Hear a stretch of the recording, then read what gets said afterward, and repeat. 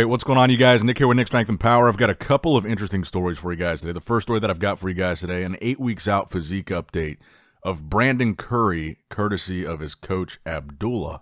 So this is the second update that Abdullah has given. He gave one a few weeks back, kind of confirming that Brandon was in, he was doing the Olympia, because again, when you talk about Brandon and Rami, they're the two former Mr. Olympia champs that are doing the show. They're the only two besides Hadi. I guess unless you want to include Derek with his 212 Olympia victory. But it's interesting that Brandon and Rami are the only two other Mr. Olympias in the lineup, and almost nobody is talking about them as being threats to Hadi or Nick or Derek or Samson. And I think there's a couple reasons for that. I think the first reason is because both of them slipped last year to outside of the top three, Rami slipping a little bit more so than Brandon. But I think the other reason is even though we saw Rami at the Arnold, Rami has still to this point posted really nothing suggesting that he's doing the Olympia. No physique updates. I don't even think he's been posting training clips.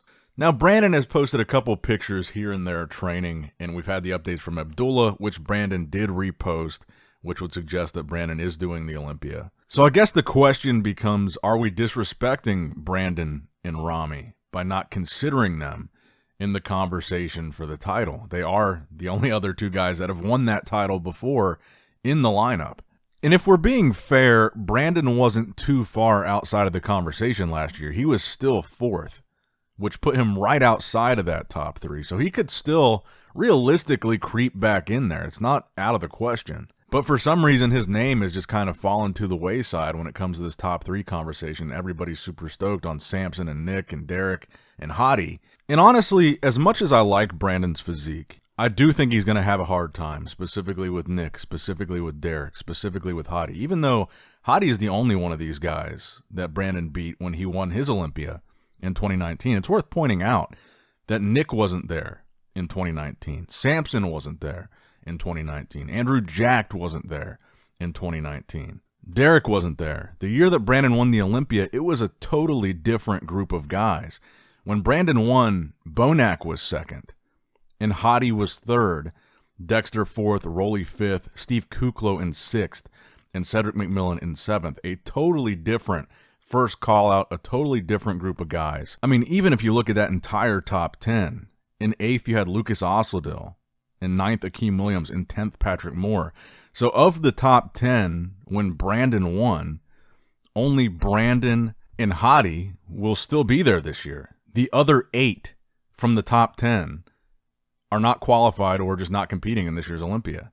So now, aside from Hadi, Brandon at the Olympia this year is facing 8 guys that are very talented, 8 guys at least, that are very talented, that are going to be in that top 10, that he didn't have to face when he won the Olympia. It is a brand new group, which I think is a valid point to make, and it's interesting to think about that grouping when Brandon won, how different it is, and that was just 4 years ago. I mean, just think about that. The top 6 when Brandon won was Brandon, William, Hadi, Dexter, Rolly, and Steve Kuklo. The Olympia this year is a whole different landscape, so I hope that we see Brandon at his all-time best. I hope that he could crack the top 3. I hope he's really competitive and gives these newer, younger guys a serious run for their money. I would love to see that. And honestly, I hope Rami's there too, but I have this feeling that he's not going to be now. But let me know what you guys think in the comments down below. Brandon Curry at the Olympia this year, where do you think he'll place?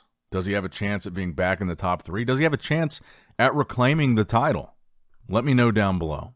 Now, next up in the news, this is kind of a follow-up to the Hadi Choopan physique update that we talked about in yesterday's video. So, as you guys know, Hadi Choopan posted a physique update where he specified the date, saying that this was 8 weeks out from the Olympia, filmed on September 11th yesterday. And one of the interesting parts about that update was, for the second time, he called out an unnamed, or potentially multiple unnamed bodybuilders for photoshopping their pictures. He accuses somebody, that's his competition, of photoshopping their pictures. We don't really know who. I really don't know who he's talking about. None of the guys, like even in that first call-out conversation to me, have ever posted anything that looked photoshopped at all to me. But it seems like bodybuilders are starting to clap back a little bit at Hadi Choopan. A lot of people now reposting this picture that I believe was originally posted on a page called Jason Proje Tagiga. And then on that post, which is highlighting Hadi Choopan's shoulders from the back, the lumps that have been a long topic of conversation for the past couple years. And Rafael Brandao commented on that post and said terrible. And I think that's noteworthy because Rafael Brandao is a top 10 Olympian. So maybe bodybuilders now are feeling a little bit more comfortable calling out Hadi Choopan, specifically with the delts. A lot of people have speculated that it's oil, that it's synthol, that it's whatever causing those lumps.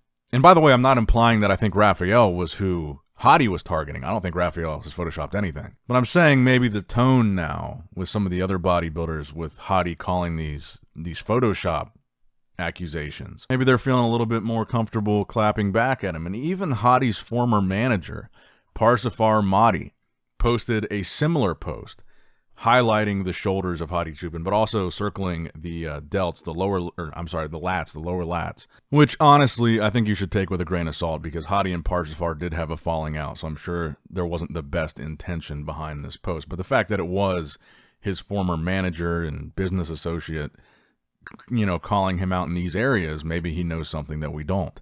Now, personally, the lumps in his shoulders have been something that people have been pointing out for like the past 3 years. I don't think they've changed or gotten worse. I think they look about the same as they were when people were calling him out 3 years ago. And clearly it didn't really affect his placing because he won the Olympia, you know, after people were talking about this. People were talking about this all of 2022 leading up to the Olympia. So clearly it hasn't really been something that's held Hadi back, but still something that people notice. Let me know what you guys think in the comments below, both about Hadi's shoulders. What do you think about them? And also, again, about who you think he's targeting his Photoshop comments towards. Because that really is something that's perplexing to me. Because I keep looking at all these guys that we've been talking about a lot. The guys that are the main rivals to Hadi. Nick, Derek. We know he's not talking about Brandon and Rami because they've barely posted any physique updates. Samson, maybe even Andrew, Hunter. I just haven't seen any of these guys post anything that looks Photoshopped to me. Now, next up in the news, we got a pretty good physique update from Ruff Diesel, still over in Dubai preparing for the Dubai Pro. There's going to be a significant amount of prize money there as far as classic physique is concerned. And now we know for a fact he's doing that show prior to the Legion Sports Festival, which was originally the show he was prepping for. But now he's doing Dubai. A lot of people are doing it. Branch Chen, he's doing it. Wesley Vissers is doing it. Made El Man, Jose Maria Mete Berry, he's doing it. And honestly, I would be very surprised if Ruff Diesel isn't the winner of this show. But I'm more interested to see what Ruff Diesel looks like with these new weight restrictions in effect. We're going to kind of get a preview here of what a bigger version of Terrence's physique looks like prior to the Olympia. Because again, these restrictions, these new, the weight addition is now in effect. And like I said, it disproportionately benefits the shorter bodybuilders because I think they were disproportionately disadvantaged compared to the taller bodybuilders in classic physique, because I think the taller guys have had a pretty reasonably significant advantage over the past few years to some of the guys that might be, you know, in the really shorter end of things. So you're going to see a much more noticeable difference with somebody like Terrence than you're going to see with somebody like Chris Bumstead, who's on the taller end of the spectrum. So when we see him on stage in Dubai, I don't expect him to look like how he's looked in the past at the Olympia, because he's going to be different. He's going to be heavier. He's probably going to be fuller. And he's probably a lot more relaxed and a lot less stressed about trying to meet that weight cap. And we know the effect that just simply stress can have on a physique. And if he is bigger by a significant margin, then think about how impressive this is going to be looking at this update where he's got striated glutes, a Christmas tree, deep separations in his quads, deep vacuum pose, tiny waist, but he could be bigger and fuller with this added size once we see him next to the other guys on stage. Bigger guys, too. Wesley is a bigger guy as far as his height. Branch Chen is a bigger guy, a little bit more muscular, I would say. So let me know what you guys think in the comments below about how Terrence is looking, how Hadi looks in the updates. What do you think about the calling out? And what do you think about Brandon Curry, how he looks and what his chances are at the Olympia? I'm going to make this a shorter video today. These 3 stories I think are pretty solid. I like these stories for this video. As always, like, comment, subscribe. I love you guys. Appreciate you guys. Nick Strength and Power signing out. All right, guys, don't forget to click that like button and subscribe to this channel if you enjoy the content. Also, check out my Instagram at NickStrengthPower. my Facebook page, which is simply Nick Strength and Power, my secondary YouTube channel, Nick Strength and Vlogs, for vlogs and bonus content that you will not see on this channel, and consider subscribing to my third YouTube channel, Nick Strength and Pokemon, which is all things Pokemon and trading card games, completely unrelated to this channel. So if you're into that, give that one a look. And all links to merchandise and social media will be in the description box below. If you guys want a Nick Strength and Power t-shirt, that will be in the Shopify link below. Have a great day.